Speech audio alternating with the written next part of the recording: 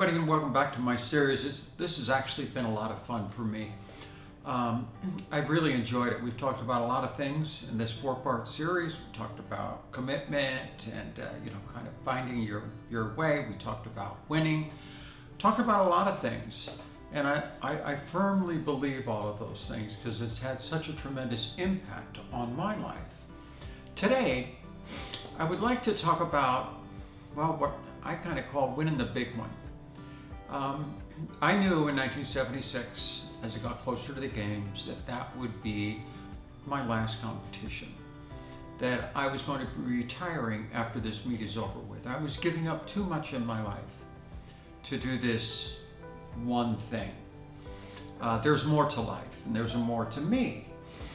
And so, to be honest with you, it was a lot of the motivation too that last year as I got closer to the games, because I knew there wasn't a tomorrow.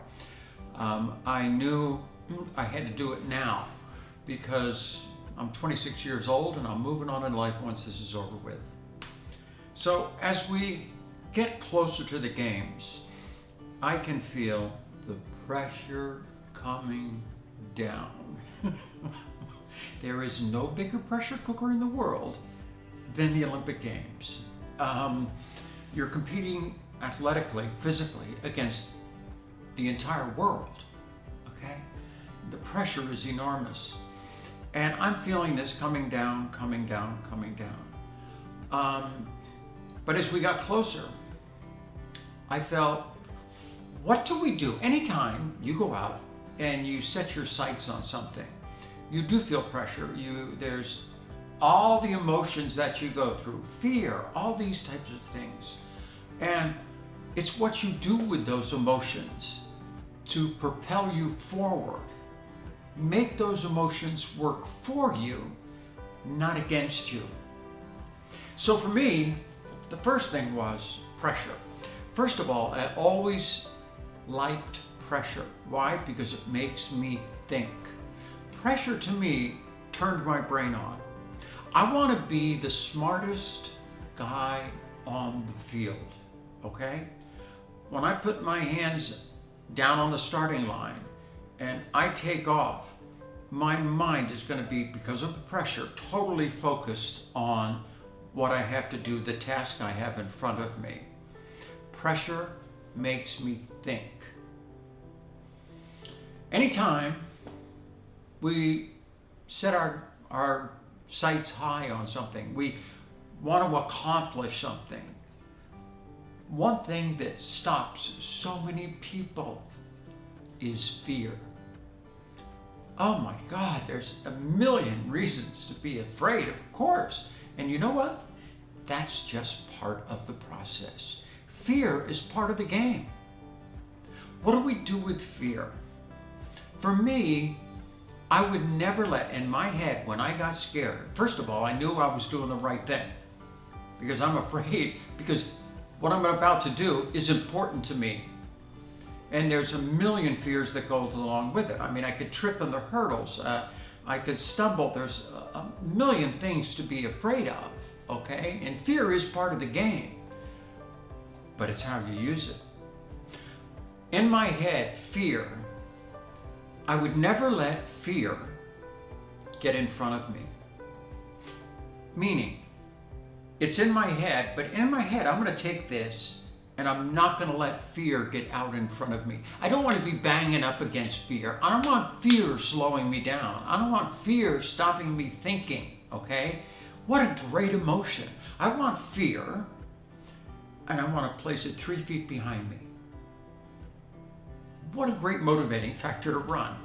When your fear, you're scared, is behind you, pushing you into the heat of the battle, not out front, slowing you down. It's all in the way you look at things and all these emotions that we have going for us, okay? We have to make them work for us. It's natural to feel pressure, to feel fear, doubt.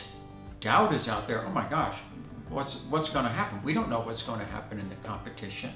Make all of those things work for you. I remember the day of the games. I was laying there in bed for like 2 or 3 days leading up to the games. And let me tell you, they were tough days. But I was able to get through it, got some sleep that night, woke up that morning. It had been raining for days, and forecast was for rain. Well, you're running outdoors, you don't want rain. I looked outside, at least it wasn't raining, but it was overcast, but not raining at the time. So I said, let's just grab my stuff and let's just get down and let's get this thing going. I was so curious when I got onto the practice track outside the stadium to start warming up, what I was going to feel like that morning. I had trained for 4 years since I saw Avilov standing on that platform 4 years ago to be ready at 9 o'clock in the morning on the 29th of July in 1976 to run the 100 meters. Not 10 o'clock, not 11 o'clock, 9 o'clock in the morning, I have to be ready. So when I got down to the track early, I was so curious because everything was based on that morning. The whole last year of training was based on that morning to be at your absolute best physically. And so I was so curious, how am I going to feel? All these questions would be asked. So I did my little warm up and I was stretching out and I still had my flats on and okay, I'm going to do a fast straight in the center of the track on the grass. And I took off and it was like effortless to run. I felt like a gazelle. My legs were fresh, ready to go, not an acre of pain in my body. I said, oh, that's the way I wanted to feel the morning of the games. And so I thought, boy, I think I'm ready. I don't think I've ever felt better. First event, 100 meters. Put my hands on the blocks. I knew exactly what I want to do, and I had waited for this race for 4 years. I had thought about it. And here I am, hands on the thing, get it up. I want to be instantaneously out of the blocks. My mind's got to be working. I'd physically done the work to get out of the blocks quickly, but it's my mind got to let me go just as the gun fires. Boom, gun goes off. Got a good start, ran it, leaned at the tape. For the first time, I kind of got a hard time slowing down. Yeah, wow. Okay, that feels good. Maybe I was going kind of fast back there. Ran 10:94, fastest race of my life at 9 o'clock in the morning on the 29th of July in 1976, exactly the way I wanted to start the games off. I thought to myself right then, because I was ranked number 1 in the world, I was the world record holder, and I got the best 100 meters of my life in the first event, and I thought I did everything right, all my preparation was right. You know what? This meet's over with. All these other guys can just go home. This one's mine. Now, I didn't tell anybody that. It was kind of my little secret, but yeah, I won the games in the first event. I still had 2 days of competition and 9 events to go, but I won it in the first event because I really knew I was ready. Same thing, long jump. Last attempt, I knew this would be the last long jump of my life. I would never do this again.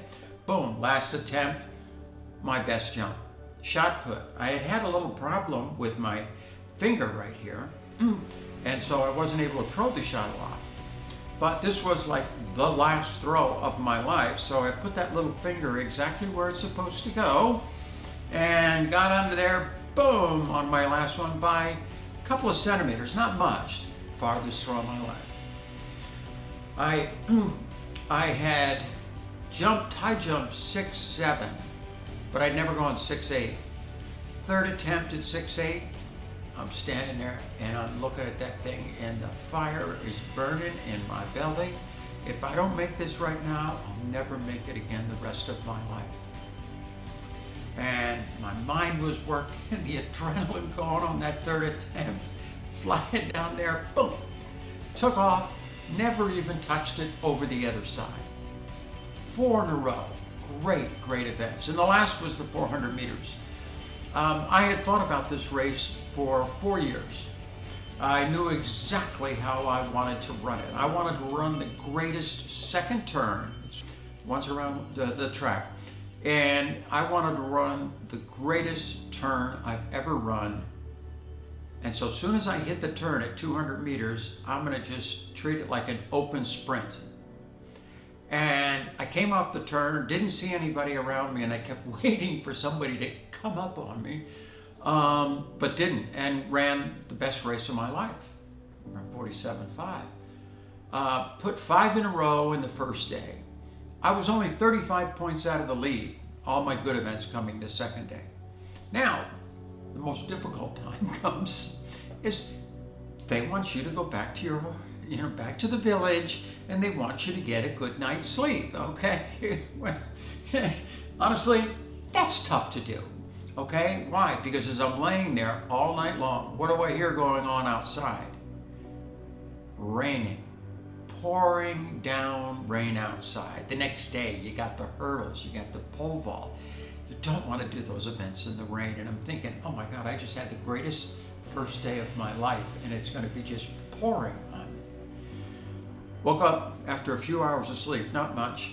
Woke up, looked out the window. It isn't raining now, but the clouds were so low and dark, they were touching the top of the stadium. Forecast rain all day. And I'm thinking, well, the rain's on me, it's raining on everybody. Let's just get this thing going. First event, the 110 meter high hurdles. A few flights in front of me, Fred Dixon, the other American on the team, slipped and fell because the track is wet from the rain overnight. Down he went over. And I'm thinking, again, scared to death, but fear's back here. Fear's gonna push me through this thing. Ran the 110 meter high hurdles. Had a decent time, but I just felt so relieved that, okay, I've got this thing going again. 3 throws in the discus went out very well, right near my best ever throw. Pole vault, same thing. Second, third attempts, I was able to make it. Wind up jumping very well. Javelin, got there, and by this time, I had the lead, and with my 2 last events, javelin 1,500 meters, I just wanted to get, now it was kind of a personal thing. How many points can I score? Nobody in the world had ever scored 8,600 points before. I had the world record at 8,524. So I put the javelin out there pretty good, can't complain, 225. And then it came to the 1,500 meters, the last event in the decathlon. I had trained, I used to run 70 miles a week in the off season. The 1,500 meters is my best running event. I'm not the great sprinter. 100's okay, 400's very good, 1,500 meters, really, really good, okay? And so, even though I had the competition won, it was all for me about the time I was going to get, because I wanted to get over 8,600 points. And gun went off and I ran the first half mile, right on pace. Not that hard a pace, but right on pace. Third lap started picking it up, and the faster I ran, the better I felt. And then there's a clock on the inside of the track, and I look at the clock on my third lap, and it's 1 second slower than my fastest pace ever at that point in the race with 300 meters to go. And I thought, this is it, baby. I'm treating this last 300 like it's an open sprint. Took off down the backstretch, running as hard as I possibly can. I got into the turn, and as I knew, because I had thought for years and years about that final turn in the 1,500 meters, I could visualize it in my head. And as I actually got there, I'm looking around at the stadium and everything, and I'm saying to myself, I'm here. I'm right where I wanted to be, just running as hard as I could. And I'm thinking, just don't forget this moment. Look around, be very aware. I wanted to remember what it looked like coming off the final turn with the last 100 meters, and all you gotta do is get to that finish line and it's yours. Run it as hard as I possibly could. And I got to the finish line very consciously aware of everything that's going on around me. My hands went up in the air, I started screaming. I started screaming as I was slowing down and everything. But right there, at that moment, the feeling that I had, I wasn't shocked that I won, but the feeling that I had in my head was just overwhelming feeling of satisfaction that I trained so hard, I worked so hard, and I pulled this thing off. And you know what? Nobody can ever take it away. That was a good feeling. It's mine forever. My best buddy, I can take home with me. Now the tough part came a few minutes later. About a half hour later, they have the ceremony. We got in line underneath the stadium. Myself, Guido Kretschmer from West Germany, and Nikolai Avila, the guy I saw on the platform 4 years earlier. He got the bronze. He's in the room. We march out and we stand behind the platform and on the grass, and I'm looking at the platform in front of me. And I look at that platform and I look at those stairs. They had two steps to get to the top. And I'm looking at those 2 steps and I'm thinking, you know what? Those are the last 2 steps of my career. Once I get up on top, it's over. It's done with. I have no idea what the rest of my life is going to be like. But those steps are so important because when I get up on top, it's over with. Finally, they made the announcement, got the 2 steps, took them kind of slow, put my hands on my knees, I remember, and just got up the steps. Once I got up on top, I felt good. I felt satisfied. Scored 8,634 points, got my 8,600, the last thing I wanted to do. They put the medal around your neck, they play the National Anthem. National Anthem never sounded so good. I'm looking, sneaking peeks of family. There was like 60 family members and friends that were there in the stadium with me, sneaking peeks of everybody else enjoying the moment. You know, my dad is a World War II veteran, landed on Omaha Beach, a proud American. And to hear that National Anthem being played was very emotional for everybody. And then the official walks over and says, you're going to have to get down now. I said, nope, no, I'm not getting down. You know, kind of gave me a dirty look, and I thought, well, you better get down quickly. So anyway, I jumped down the other side, walked into the stadium, looked over my left shoulder, looked back at the track, and I said, hey, thanks for the memories. I had a wonderful time. But I leave it to the next guy. I'm moving on in life.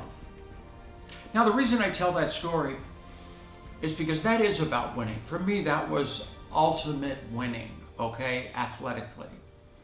But in my life, I had no idea what my life was going to be. I've had a lot of winning moments in life. From raising a family to wonderful kids to a great lifestyle. All of these types of things, I have really had a very blessed life. But also I have worked extremely hard. I mean, I try to encourage all my kids to work extremely hard, and I just couldn't be prouder of them. And to be honest with you, that is my biggest victory in life, is my family. So what I want to do in telling that story is break it down what I consider my 4 words, keys to success. Okay? 4 words, keys to success. Gamble, cheat, lie, and steal. Got it? Gamble, cheat, lie, and steal. Now, why do I say that? Let me explain. Gamble. Gamble your best shot in life. Dare to take risks. Life has got to be a great adventure, or it's nothing. Cheat. Cheat those who would have you be less than you are. Surround yourself with positive people, uplifting people, people who want to see you do well. Turn around and help them. You're truly a champion. Lie. Lie in the arms of those that you love. Okay?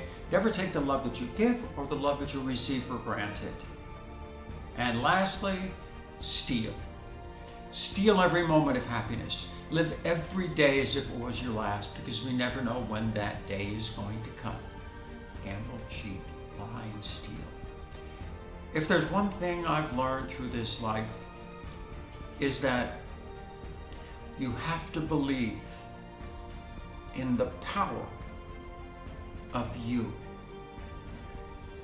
We all are gifts of God. We all have great talents. We have great things that we're going to do in our lives.